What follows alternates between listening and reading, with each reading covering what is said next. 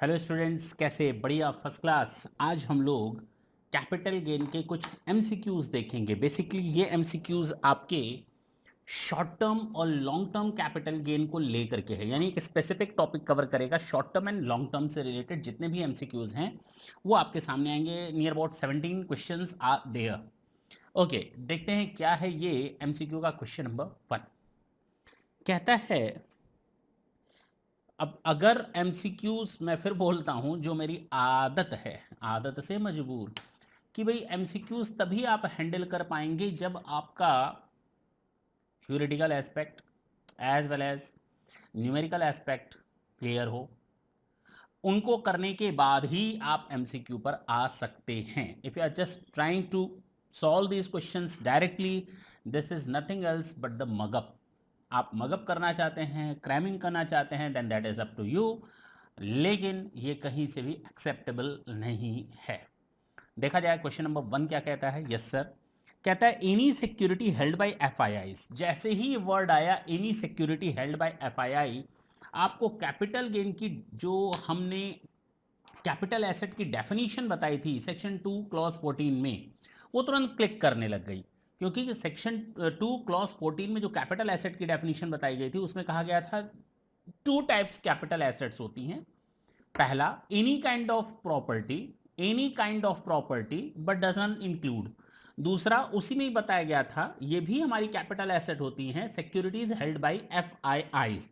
उसके लिए हम लोगों ने पूरा फोकस किया था। देखिए, कहता है any security held by FI which has invested in security in accordance with the SEBI guidelines will always be treated as capital asset. हाँ भाई, उसको ना जब हमने पढ़ाया था आपको उस समय क्लियर करवा दिया था कि अगर ये सिक्योरिटीज कोई एफआईआईज अपने स्टॉक इन ट्रेड की तरह भी कंसिडर करता होगा तो भी उसका कैपिटल गेन कैलकुलेट होगा, ना कि पीजीबीपी। याद होगा तो जी। तो ये बिल्कुल सही है कि such security can not be treated as stock in trade. बिल्कुल सही बात आपने बोली कि ये सिक्योरिटीज कभी भी स्टॉक इन ट्रेड यानी पीजीबीपी में चार्जेबल नहीं होंगी।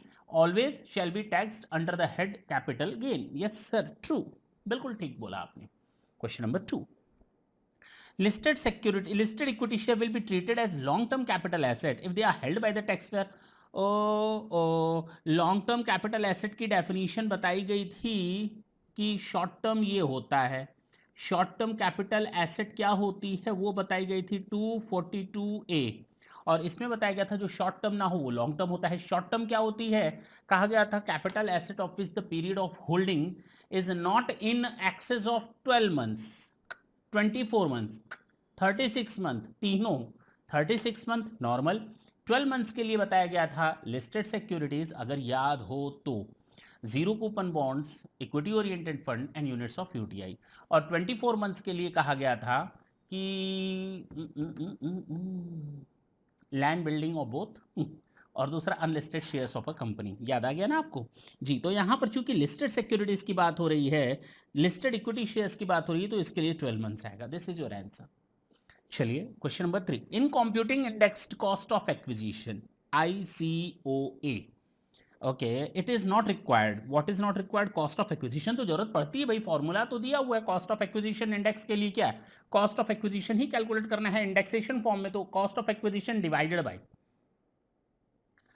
CI for the year 1-2 or CI for the year in which the asset was held by the SSE multiplied by CI for the year in which the asset was transferred।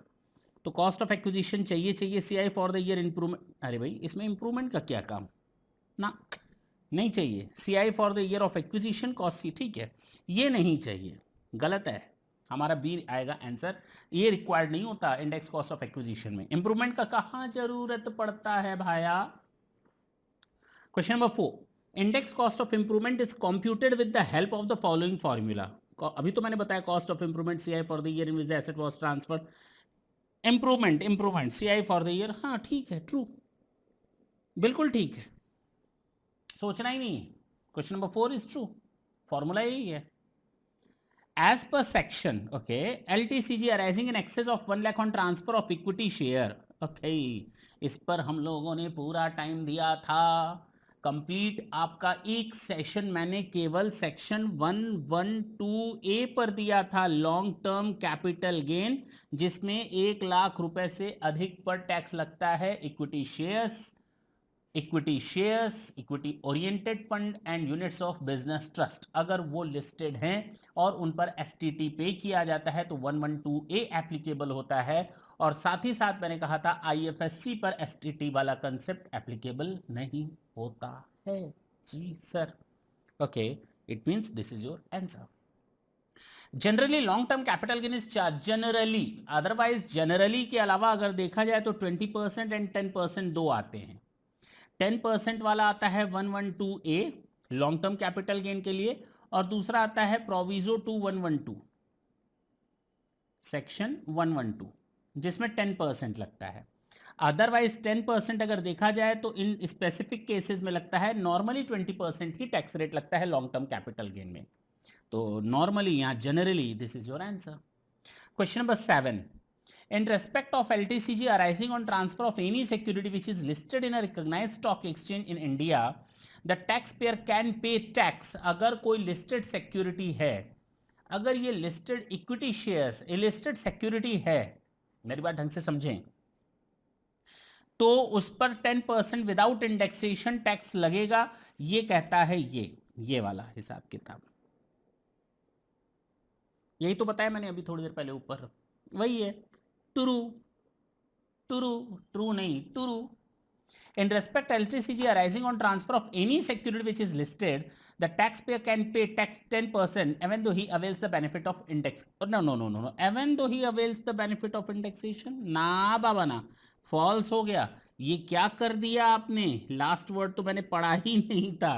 Even though he avails the benefit of indexation, if he avails the benefit of indexation, no chance at all, chance नहीं, no chance at all to avail the benefit of 10% and avail the benefit of indexation simultaneously.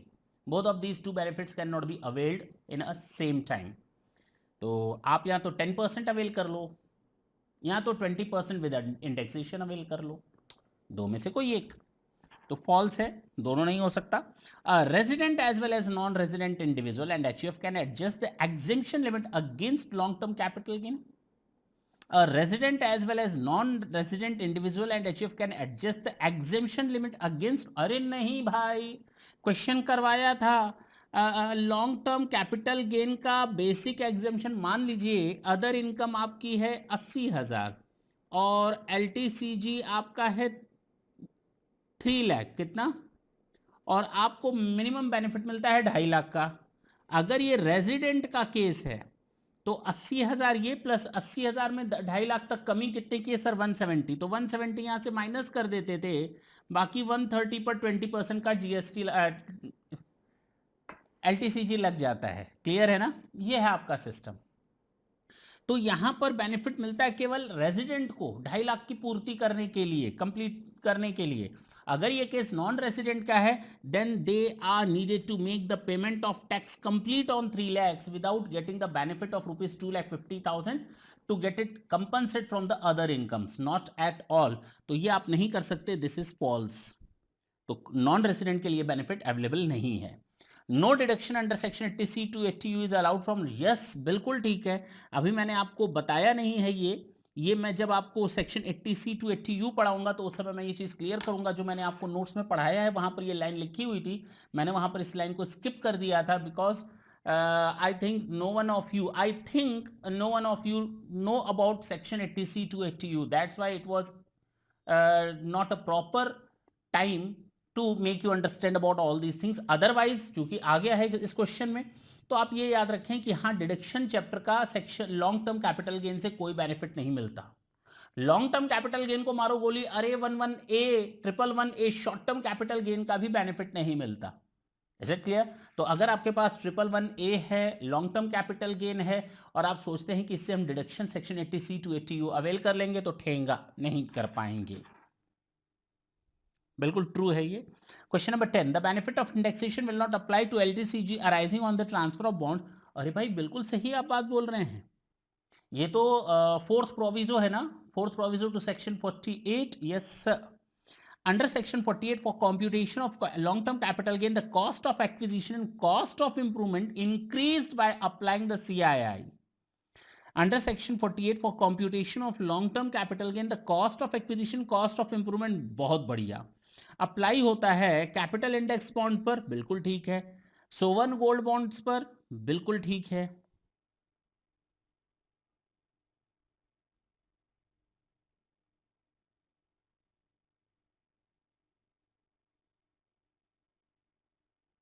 हाँ ठीक है, both A and B, बिल्कुल ठीक है।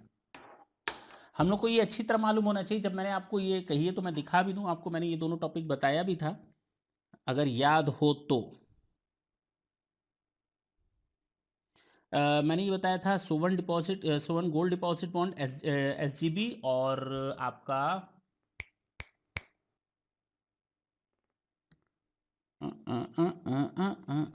कितने गया भाया, section 48 में था। यस, सेक्शन 48, ये देखिए फोर्थ प्रोविजो ये कहता है कि आपको कोई भी इंडेक्सेशन नहीं मिलेगा बॉन्ड और डिवेंचर पर, लेकिन मिलेगा कैपिटल इंडेक्स बॉन्ड पर और सोवर्ण गोल्ड डिपॉजिट बॉन्ड पर। यही तो क्वेश्चन है वो। तो अगर आपने थ्योरी ढंग से कर रखी है तो हमें नहीं लगता कहीं कोई दिक्कत आ रही होगी। Section 111A is applicable in case of STCG, बिल्कुल चंगा। Arising on transfer of equity shares, equity oriented fund, unit of business trust, इन्हीं तीन चीजों पर एप्लीकेबल होता है। Which are transferred on after 1 October in a recognized stock exchange and such transaction is STTT, preference share पर नहीं मिलता, units of date पर नहीं मिलता, यूनिट्स ऑफ बिजनेस ट्रस्ट पर मिलता है। दैट्स इट जी। चल सकते हैं आगे, अभी तो बताया आपको तीनों चीजें। Short term capital gain covered under section 111A is charge as at the rate of 15%, बिल्कुल चंगा बोला आपने। सेक्शन 111A कहता है STCG shall be charge as at the rate of 15% plus surcharge if applicable and plus HEC 4%, बिल्कुल ठीक है। True, short term capital gain arising on sale of equity share outside recognized stock exchange is covered under section, Thenga. 111A तो वहीं cover होता है जो STT जहां पर पे हो। STT का मतलब रिकॉग्नाइज स्टॉक एक्सचेंज, ये आउटसाइड रिकॉग्नाइज स्टॉक एक्सचेंज की बात कर रहे हैं, ये फाल्स है, फाल्स, फॉल्स नहीं, false. Short term capital gain other than covered under section 111A is charge to tax act. Short term capital gain other than above is charge to tax act. मैंने आपको बताया था short term capital gain पर 111A लगता है तो 15%, other than 111A अगर कोई शॉर्ट टर्म कैपिटल गेन है तो नॉर्मल स्लैब रेट लगेगा। दैट्स इट, उस पर कोई परसेंटेज नको। लास्ट के दो question, a resident as well as non-resident individual and HUF can adjust the exemption limit against short term capital gain other than covered under section। yes, बिल्कुल ठीक है, बिल्कुल ठीक है। अगर 111A का कोई केस नहीं है तो चाहे रेजिडेंट हो चाहे नॉन रेजिडेंट हो, वो 2.5 लाख का बेनिफिट अवेल कर सकता है। Normal short term capital gain है तो उसको यूज कर सकता है, 2.5 लाख तक माफ होगा। Okay, deduction under section is allowed from short term, नहीं भैया, क्या बात कर रहे हो, नहीं अलाउड होगा। That's it, this was your today's session. In our very next session again we'll continue it from the question number 18। देखते हैं कितने क्वेश्चंस आप लोग सॉल्व कर लेते हैं। होप सो कि this session is very much beneficial to those who have done once their capital gain and they can revise their knowledge और they can go through with their knowledge once. जाहिर सी बात है जब आप इस तरह के क्वेश्चंस करते हैं ना तो आपको अपना माइंड उस लेवल पर जाकर के दौड़ाना पड़ता है जो हम लोगों ने पहले पढ़ा हुआ है, तो सारी चीज़ें इधर उधर मिक्स रहती हैं। तो होप सो ये आपके लिए बेनिफिशियल होगा। नेक्स्ट सेशन में फिर आपके सामने आएंगे, तब तक ले tata and bye bye, thank you, thanks a lot.